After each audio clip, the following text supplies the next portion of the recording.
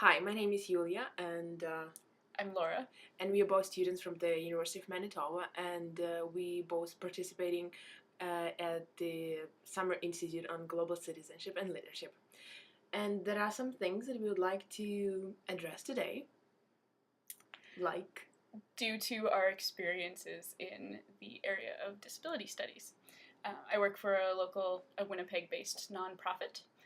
And I'm currently doing my master in social work, and I used to work with children with disabilities, and my interest is inclusion and education for children with disabilities. And so throughout the conference, we have been exposed to a range of issues that are overarching, like gender and poverty. And we just wanted to go into a little bit more depth about the topic area of disability. So I'll just talk about the situation and the issues that people with disabilities, especially children, face in Ukraine. And I used to work with the Rehabilitation Center for Children with Disabilities, and the concept of inclusion is absolutely new for Ukraine, because children with disabilities have been historically taken from their parents and placed in long-term institutions where they receive medical care and just a little bit some basic education. According to the Ministry of Health in Ukraine, there are more than 135,000 people in Ukraine who have disability, and most of them don't get any education. There are no currently government policies or legislation that governing the treatment of children with disabilities, including that of inclusive education. That the thing that scares me the most is that children with disabilities in Ukraine are invisible, and most of the population don't even know that they exist. They they are not integrated into wider society, and they forced to stay at home. And most of the time, due to lack of social support and lack of social services and schools. And I think that segregation of children with disabilities contributes to the segregation of the society as a whole. And I've been talking through the sessions during the summer school that poverty and disability, they go hand in hand, and they really feeling each other. The question that I'd like you to think about is the concept of inclusion, and inclusion in education, inclusion in All aspects of life. exactly. And so what does it mean for you? And you were coming, like, there are lots of critiques here in Canada about what should be done about accessibility for people with disabilities. But when I came here from Ukraine, and there is so many things have been done, and the people with disabilities have absolutely different status here, and there's so many things that have been achieved.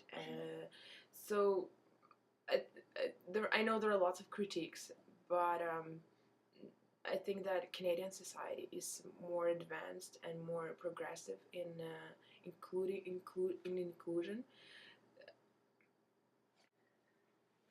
So a project I was involved in through my job working at the nonprofit was to work with a group of women with disabilities in Uganda. And I was able to travel there and meet with them and consult to see what their needs were to make their lives better. There were a lot of issues. First off, with the knowledge around how many people with disabilities actually exist in Uganda.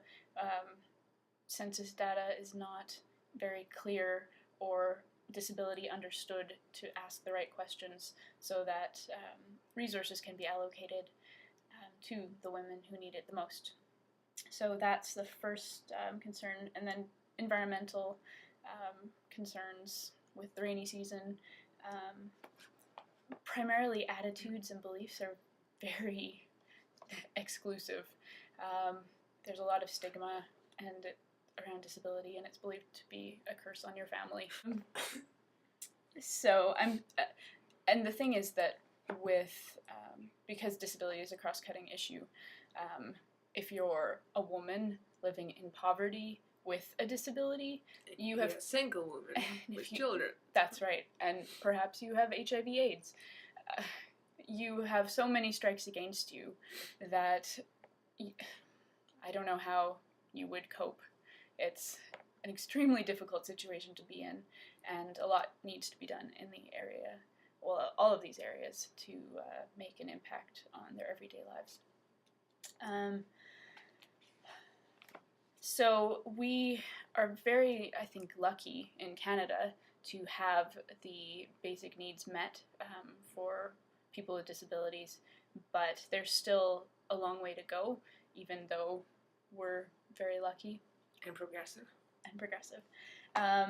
Recently, Canada ratified the UN Convention on the Rights of People with Disabilities, and that is a wonderful first step.